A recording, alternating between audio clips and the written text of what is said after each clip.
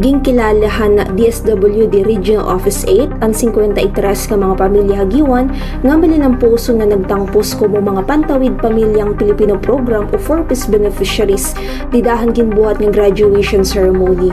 Panoyon na sabing aktibidad nga igrekognisar ang mga pamilya nga nagpakitahin pag-uswag haira panginabuhi kataliwan han pira katuig nga pagiging beneficiaryo han programa.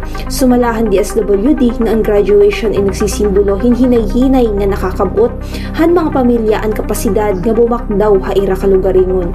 Sumalakan MSWD Officer Zenaida Cunanan usahan mga gimabasaran para mag-graduate han programa amo ang pagiging self-sufficient han usang pamilya ngan ikaduha ang kawaray na miyembro han pamilya nga sakoban age bracket han 4-piece. Waray na nira mga anak mga aadahin itong age bracket na pwede maging beneficiary for fees. May iwa ibang mga family na itong era socio-economic condition is improved na pwede na i-out ha itong program. Sigun pakat kunanan nga antes nga igawasan usang beneficiaryo han sabi nga programa in may the indicators nga gimbabasaran ngan ging kikitaan anay. Prior ito, dunili mo ano ito mga case findings, case assessment with mga taga 4-piece na talaga kung na hiya. Pwede na hiya igawa sa programa. Kung baga may mga indicators na babasaran.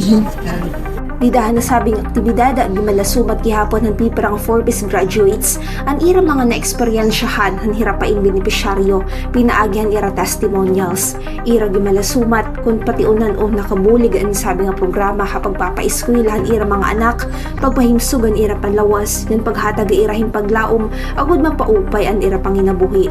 Ang 4-piece in para ha mga kwalipikado nga magkurion ng mga pamilya nga may daanak nga nag-iedad 0 to 18 years old ngan mga burod miyembro nga napagdalagan han panahon ang mga pamilya nga nakauswag na oray na anak nga sakupan programa in pwede na magtangpos kumo mga beneficiaryo. Haurhi nga parte gintagan ni duon han DSWD nga ang pagtatangpos han 53 nga pamilya hindi rila nangangaroyog signon hin paghatag hin temporaryo maayuda kundi mabuligan nga mag-aada hin mas marig-on ngan maupay nga kinabubuwason ang kada pamilyang Pilipino.